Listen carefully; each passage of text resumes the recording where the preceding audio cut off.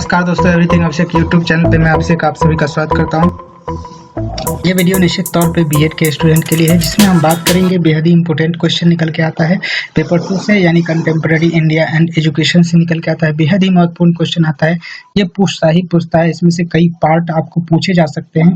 तो ये first part होगा वीडियो का। ये वीडियो 3-4 पार्ट में जा सकता है, क्योंकि बहुत सारे पीडीएफ है जिससे आपके सामने शो हो रहे होंगे। 6 पेज का ये पेज है, तो इसमें मैं कुछ इम्पोर्टेंट चीज को बताऊंगा जो कि निकल के आएगा पार्ट वाइज वीडियोस। तो इसमें हम बात करेंगे संवैधानिक प्रावधान जो है कि शिक्षा में संवैधानिक प्रावधान क्या निकल के आता है पेपर 2 में, कॉन्स्टिट्यूशनल प्रोविजन एंड एजुकेशन के बारे में समझेंगे। यहाँ देख सकते हैं।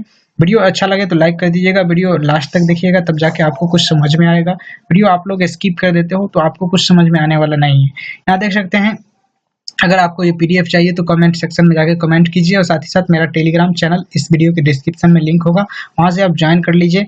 तो वहां से आपको टेलीग्राम के थ्रू आपको ये पीडीएफ मिल जाएंगे। यहाँ देख सकते हैं। सबसे पहले तो देखें तो शिक्षा का इंट्रोडक्शन के रूप में क्या निकल के आता है, यानी संवैधानिक प्रावधान जो शिक्षा के रूप में है भारत के रिगार्डिंग, तो क्या निकल के आता है यहाँ पर समझ सकते हैं। आपके सामने शो हो रहेंगे कि भारत के संविधान को विश्व का सबसे बड़ा व विस्तृत संविधान माना जाता है। सही बात है। इंट्रोडक्शन के तौर पे आपको कुछ पार्ट लिखने होते हैं, जिसमें मैं बता दे रहा हूँ यहाँ पर कैसे लिखे जाते हैं।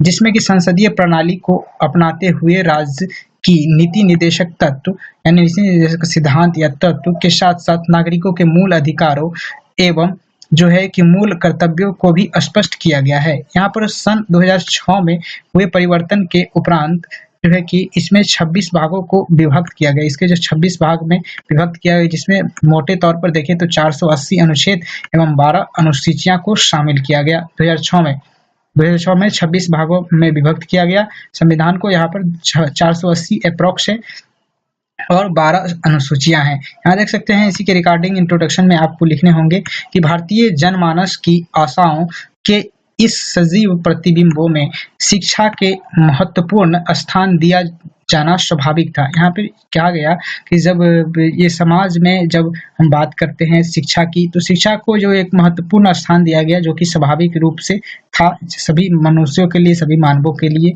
इसलिए भारतीय संविधान है उसमें अनेक शैक्षिक विषय को सम्मिलित किया गया। इसमें अनेक शैक्षिक विषय को सम्मिलित किया गया, जिसमें कि संविधान के खंड 3 तथा खंड 4 में शिक्षा को महत्वपूर्ण स्थान दिया जाना स्वाभाविक है।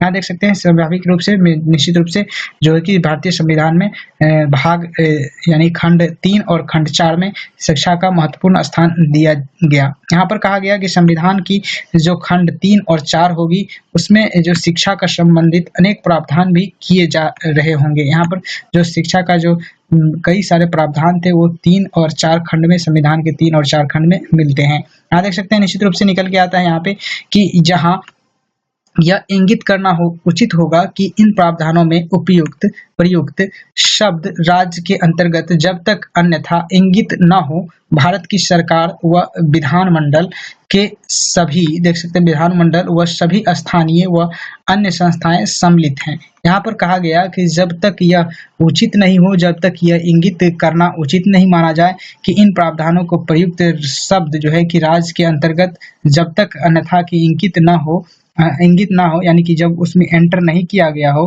कि जब राज्य सरकार, विधानमंडल या फिर सभी स्थानीय निकाय या अन्य संस्थाएं जो भी है उनके रिगार्डिंग जो है कि ये सभी बातें को निकल के आता था, जिसमें कि ये सभी चीज़ों को जब ये प्रावधान उचित नहीं लगे तब तक उन्हें इस संविधान में नहीं जोड़ा जाए।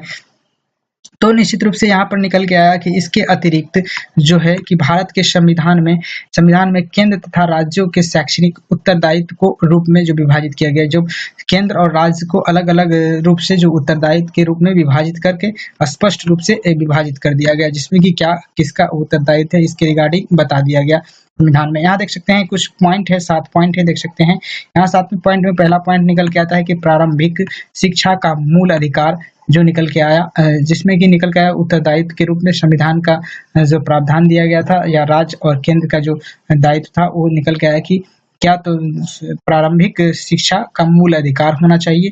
दूसरा पॉइंट में निकल के आया कि अल्पसंख्यकों की शिक्षा होनी चाहिए।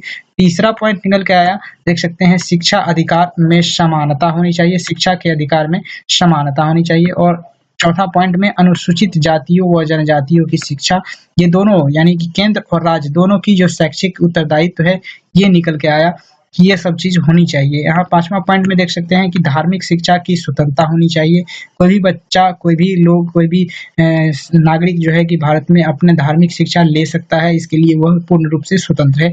इसकी भी बात कही गई केंद्र और राज्य दोनों के उत्तरदायित्व से। यहाँ पर निकल के आया कि शिक्षा के माध्यम होनी चाहिए, शिक्षा के जो माध्यम है वो अपना ही होना चाहिए, उसका अपना माध्यम से वह किसी भी माध्यम से शिक्षा ले पाए, इसके रिगार्डिंग भी प्रावधान किए गए संविधान में राज्य और केंद्र दोनों की तरफ से। यहाँ पर कहा गया हिंदी भाषा का विकास होना चाहिए, ये भी कहा गया कि जब हिंदी भाषा का विकास होना चाहिए ताकि बच्चे में हिंदी भाषा को लेकर के अच्छे खासे जो अनुभव या फिर ज्ञान हो सके। यहाँ देख सकते हैं निश्चित रूप से जो संविधान की जब हम बात करते हैं तो संविधान की प्रस्तावना की बात करना बेहद ही लाजमी हो जाता है। यहाँ पर देखिए तो संविधान की प्रस्तावना में आप देखेंगे कि भारत के संविधान की प्रस्तावना में संशोधन के साथ साथ भारत को एक प्रमुख संपन्न यानी कि प्रभु संपन्न गणराज्य के रूप में स्वीकार किया गया है। यहाँ पर देख सकते हैं संविधान की जो प्रस्तावना है उसमें संशोधन कई बार किया गया था, जिसके रिगार्डिंग जो है कि गणराज्य के रूप में संपन्न गणराज्य के रूप में ये बात सामने आया। आप वहाँ जाएंगे, यूनेस्को में जाएंगे यानी तो वहाँ पर आपको देखने को मिलेंगे कि गणराज्य भारत के रूप में जाना जाता है, यानी रिपब्लिक ऑफ इंडिया के रूप में जाना जाता है। यहाँ देख सकते हैं जब संविधान की प्रस्तावना की बात करते हैं तो यहाँ पर निकल के आता है कि हम भारत के लोग भारत को एक संपूर्ण प्रभुत्व, समाजवादी, पंथ निरपेक्ष, लोकतंत्रात्मक गणराज्य बनाने के लिए उसके समस्त नागरिकों को सामाजिक, आर्थिक और राजनीतिक न्याय, विचार, अभिव्यक्ति, विश्वास, धर्म और आस्था की स्वतंत्रता, प्रतिष्ठा व अवसर की समानता प्राप्त करने के लिए तथा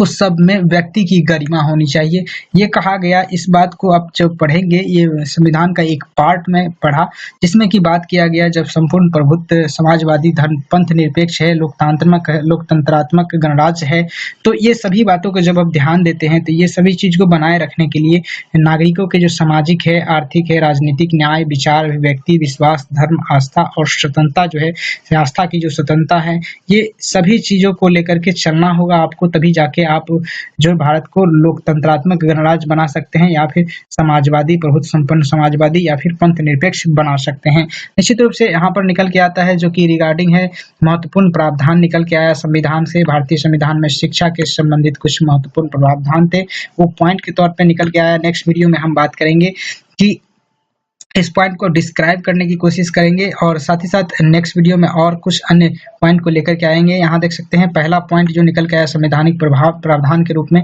कि जो संविधान में जो प्रावधान किया गया फ्री एंड कंपलसरी एजुकेशन की, तो ये पहला पॉइंट निकल के आया था कि निःशुल्क एवं अनिवार्य शिक्षा के रूप में।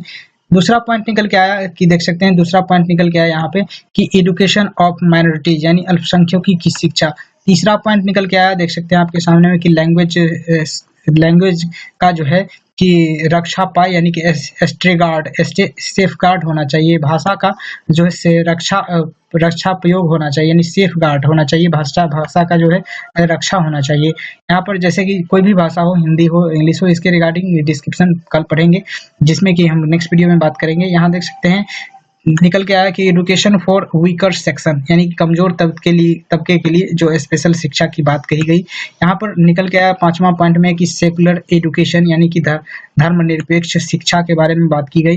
उसके बाद छठा पॉइंट में निकल के आया कि इक्वलिटी ऑफ अपॉर्चुनिटी, देख सकते हैं equality of opportunity is educational institution, देख सकते हैं यहाँ पर कहा गया कि शैक्षिक संस्थानों में समानता की संभावना होनी चाहिए। यहाँ पर जो है शैक्षिक संस्थान है वहाँ पर जो है समानता की संभावना होनी चाहिए। यहाँ पर निकल के आया नेक्स्ट पॉइंट में कि इंस्ट्रक्शन इन मदर लैंग्वेज यानी कि मातृभाषा का अनुदेशन होना चाहिए, मातृभाषा में पढ़ाया जाना चाहिए, मातृभाषा में इंस्ट्रक्शन देना चाहिए, ये कहा गया। उसके बाद नेक्स्ट पॉइंट आठवां पॉइंट में देखें तो हिंदी भाषा का जो प्रसार यानी प्रमोशन ऑफ हिंदी की बात कही गई।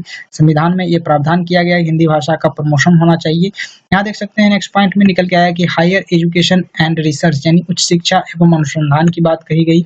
10 पॉइंट में 10वां पॉइंट में वुमेन्स एजुकेशन की बात कहेगी जो कि संवैधानिक प्रावधान के रूप में निकल के आया महिला शिक्षा के रूप में। 11वां पॉइंट में देख सकते हैं education in the union territories यानी केंद्र शासित प्रदेश में शिक्षा के रूप में निकल के आया। और जो लास्ट पॉइंट था संविधान के प्रावधान के रूप में, तो ये था कि अन्य देशों के साथ शैक्षिक एवं सांस्कृतिक संबंध यानी कि एजुकेशनल एंड कल्चर देख सकते हैं रिलेशन विथ फॉरेन कंट्रीज के बारे में बात किया गया, जो कि एक बड़ा प्रावधान निकल के आया संवैधानिक प्रावधान। तो इसके रिगार्डिंग डिस्क्रिप्शन विस्तार से हम पढ़ेंगे नेक्स्ट वीडियो में, जो कि हम बारे में जानेंगे कि क्या क्या प्रावधान किए गए थे शिक्षा को लेकर के, जो कि रिगार्डिंग था, जिसमें कि देख सकते हैं आपको पहला पॉइंट निकल के आ रहा था कि शिक्षा का अधिकार एवं निःशुल्क अनिवार्य शिक्षा। तो ये इस बारे में आप समझेंगे नेक्स्ट वीडियो में। इस वीडियो में बस इतना ही, तब तक के लिए जय हिंद, वंदे मातरम। वीडियो अच्छा लगा हो तो लाइक कर दीजिए, शेयर कर दीजिए, चैनल पे नए हैं सब्सक्राइब कर लीजिए, बेल आइकन प्रेस करिए। Thank you for watching this video.